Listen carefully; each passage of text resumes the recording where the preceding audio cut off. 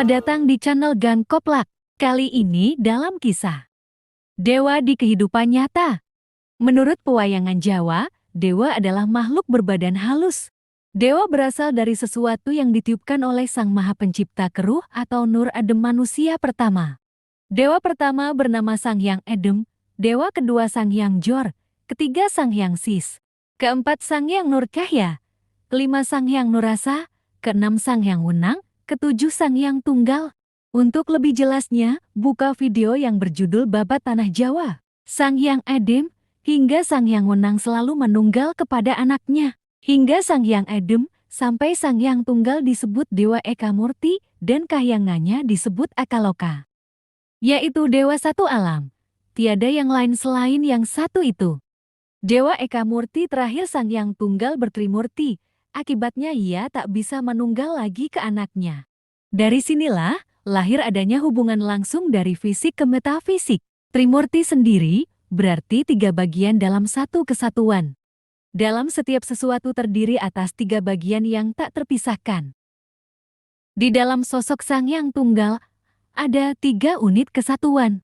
Pertama Tejamaya sebagai K-unit kulit, kedua Ismaya sebagai K-unit isi, ketiga Manikmaya sebagai K-unit inti. Sama halnya dengan sebuah telur, ia terdiri atas tiga bagian. Bagian pertama ialah kulit, bagian kedua ialah isi, bagian ketiga ialah inti. Bagian pertama disebut Sang Hyang Tejamaya. Kulit adalah kemasan dari sesuatu agar bisa terdeteksi oleh sesuatu yang lain. Untuk mengenal bagian pertama dari objek, maka subjek harus menggunakan bagian pertamanya juga. Tejamaya adalah alam triloka pertama dari hubungan antar sesuatu. Alam triloka kedua disebut Sang Hyang Ismaya. Triloka kedua adalah isi, yang dimaksud isi di sini yaitu penghubung antara kulit dengan inti. Untuk mengenal isi dari objek, maka subjek juga harus menggunakan isi. Hubungan antar isi inilah yang dimaksud dengan Sang Hyang Ismaya. Bila ingin mengenal isi sesuatu dengan menggunakan kulit, maka tidak akan ketemu. Alam triloka ketiga disebut Sang Hyang Manikmaya. Triloka ketiga atau inti dari sesuatu tersimpan paling dalam. Untuk mengenal inti dari sesuatu objek, maka subjek juga harus menggunakan inti. Dari sini sudah terlihat bahwa ketiganya tak bisa terpisahkan. Meskipun begitu, ketiganya tak bisa bertemu secara langsung. Ada dua pilihan buat mereka untuk bertemu langsung. Cara pertama dengan menjelma jeti manusia. Sang Hyang Tejamaya turun ke Marcapada dengan menjelma jeti manusia bernama Togog, sosok pelindung dari isi dan inti.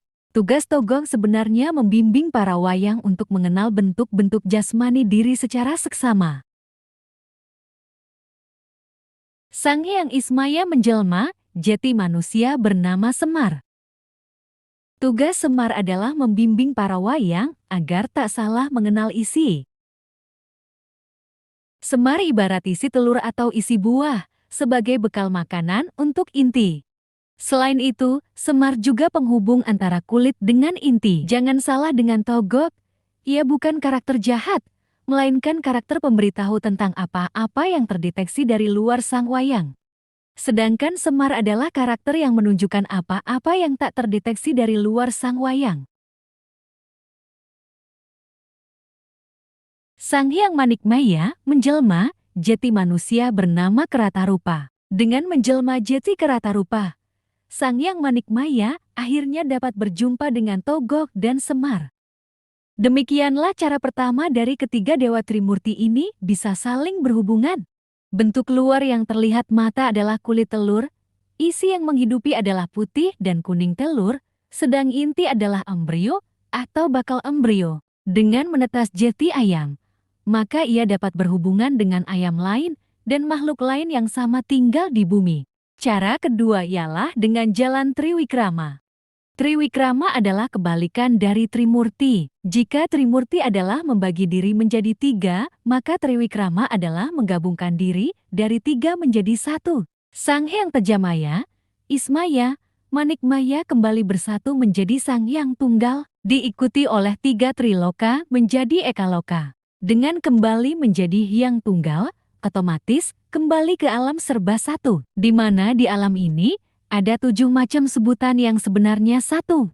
Di dalam Sang Hyang Tunggal ada Sang Hyang Adem hingga Sang Hyang Wenang.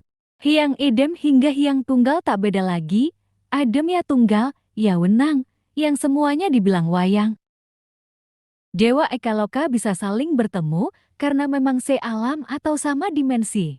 Sehingga Dewa Triloka setelah bertriwikrama bisa bertemu satu sama lain.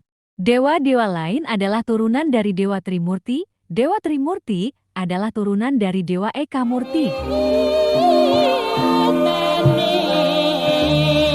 Dewa-dewa turunan dari Dewa Trimurti bila ingin bertemu juga menggunakan titik singgung dari grafik fungsi masing-masing dewa.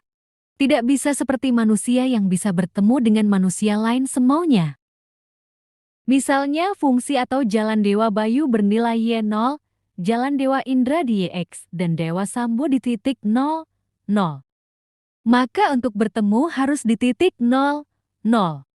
Di titik-titik temu itulah para dewa saling berkomunikasi satu sama lain. Ini artinya dewa adalah makhluk yang disiplin dan konsisten, tidak mengenal perselingkuhan atau pengkhianatan. Bagaimana dewa berhubungan dengan wayang selain dewa?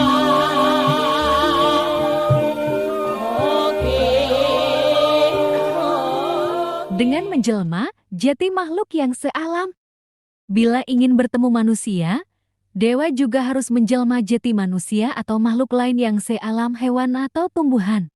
Bila manusia ingin bertemu dewa, maka manusia itu harus bersemedi mempelajari jalan dewa. Hingga dewa itu berkenan menemuinya dalam titik temu dari persamaan fungsi roh manusia dengan jalan dewa tersebut.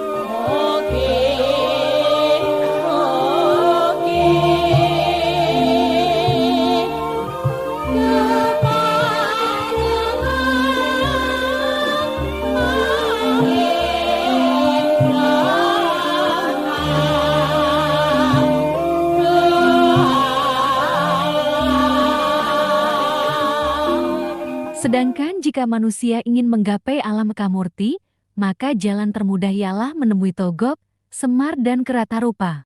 Dengan bertemu ketiga wayang jelmaan Dewa Trimurti, di sana terbentang jalan lurus menuju Ekaloka. Semoga dongeng singkat ini dapat menambah sudut pandang terhadap pewayangan.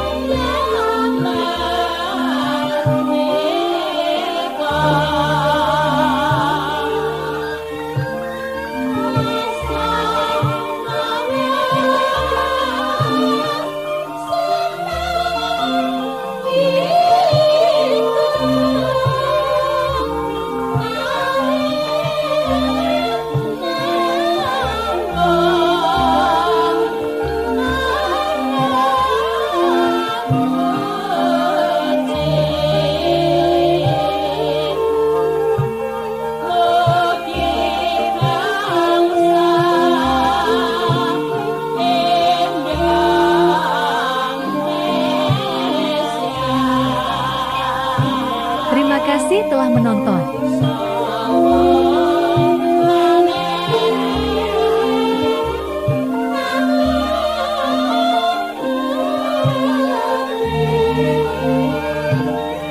Tunjung Kembang Terate.